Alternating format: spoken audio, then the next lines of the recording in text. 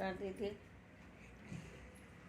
नाचने का गाना गा रही हूँ, आप लोग सुनिए। अच्छा लगेगा तो लाइक करिए, सब्सक्राइब करिए, कमेंट करके बताइए। अरे बाप रे बाप, सासू झगड़वा मचवले बा। अरे बाप रे बाप, सासू झगड़वा मचवले बा। बाप रे बाप, सासू झगड़वा मचवले बा। पहिला झगड़वा दुअरवा पे होला, पहिला झगड़वा दुअरवा पे होला।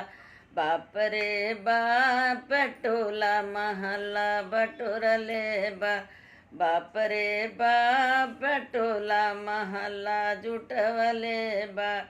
बाप रे बाप, बुढ़िया दिमाग मोर खैले बा। बाप रे बाप, बुढ़िया दिमाग हमर खैले बा।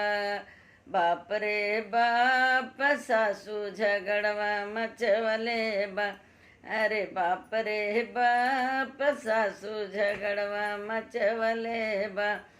दूसरा झगड़वा आंगनवा में होला, दूसरा झगड़वा आंगनवा में होला। बाप रे बाप, भाई भतीजा बोलवले बा। अरे बाप रे बाप, भाई भतीजा बोलवले बा। बाप रे बाप, बुढ़िया दिमाग सटियवले बा। बाप रे बाप, सासू झगड़वा मचवले बा।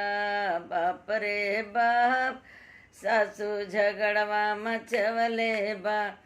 तीसरा झगड़वा किचन में होला, तीसरा झगड़वा किचन में होला। बाप रे बाप, चूल्ही के आगी बुतवले बा। बाप रे बाप, चूल्हा के आगी बुतवले बा। बाप रे बाप, आगी में चमचा धिकवले बा। बाप रे बाप, आगी में चिमटा धिकवले बा। बाप रे बाप, बुढ़िया झगड़वा मचवले बा। बाप रे बाप, सासू झगड़वा मचवले बा। बाप रे बाप, बुढ़िया दिमाग सटियवले बा। बाप रे बाप, बुढ़िया दिमाग मोर खैले बा। नमस्कार।